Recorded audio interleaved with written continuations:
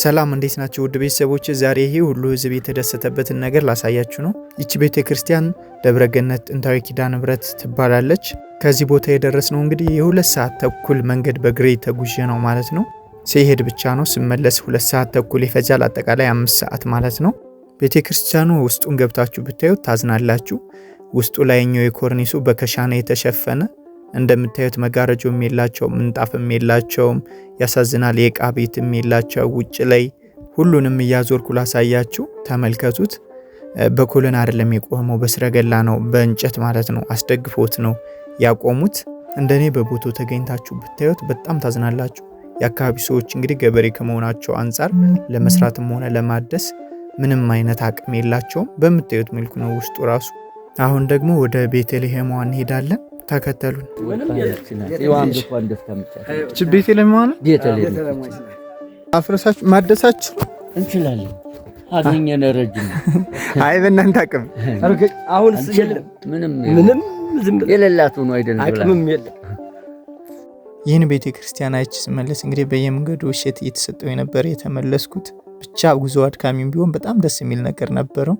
እስከ መጨረሻው አብራችሁን ቆዩ። አመሰግናለሁ። ውድ ቤተሰቦቼ እንግዲህ ለዚህ ቤተክርስቲያን ማደሻ የሚያስፈልገው ነገር ሲሚንቶ፣ ጣውላ፣ ሞራሊ፣ ፌሮ፣ ፐርሚል፣ ምስማር የመሳሰሉት ናቸው። እነሱን እንግዲህ ጭነን ልንሄድ እየጫነ ነው።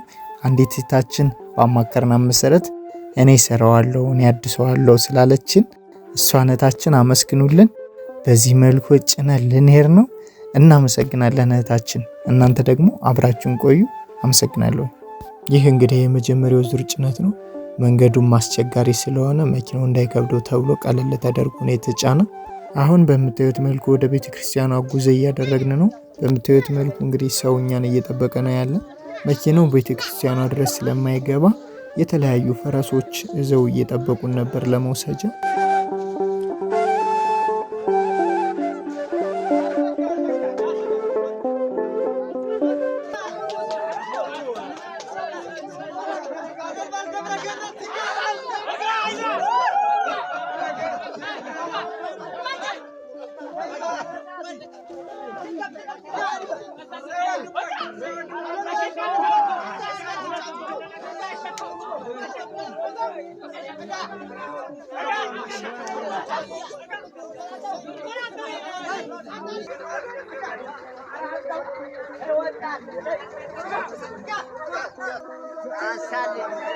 በልልታ ተቀብሏታል። አስፈጽምላታለሁ የእሷን ቃል።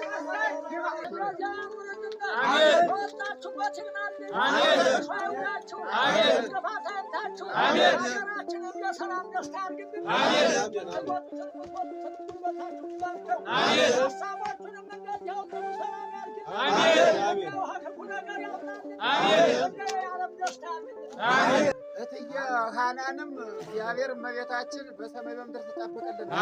ለሰማይ ገነትን ለምድር መሰንበትን ትደልልን። እጇን ያለምልምልን። አቃቢቲቱም መክፈልት ጋጋሪቱም አልቀሩ ደስተኛ ሆነው አሁን መጥተው ሊሸከሙ መጥተው እሴቱ በሙሉ መጥቷል። እሴት ረዳይነት እኛም እንሸከማለን ብለው እሴቶች ሁሉ አልቀሩም። እግዚአብሔር ይስጥልን፣ ያድርግልን፣ ሰው በላይ ያድርግልን። አደረውን ሀብትሽን እንደዚህው ለሙላው እግዚአብሔር የምትረጅነሽና ይስጥልን። እግዚአብሔር የተራደውን ሁላ ይርዳልን። ሃናንም ደግሞ እግዚአብሔር እመቤታችን ትጠብቅልን። የተሰጠችው ቃል ኪዳን እሷ ትታደግልን። እነ አብርሃምን የነ ማቱሰላምን እድሜ ትስጥልን። እንደዚያው ህዝቡም ደግሞ ታውታላችሁ፣ ይሄ በደስታ ተቀብላችኋልና ሰርተን ለመዋጣት ያብቃን።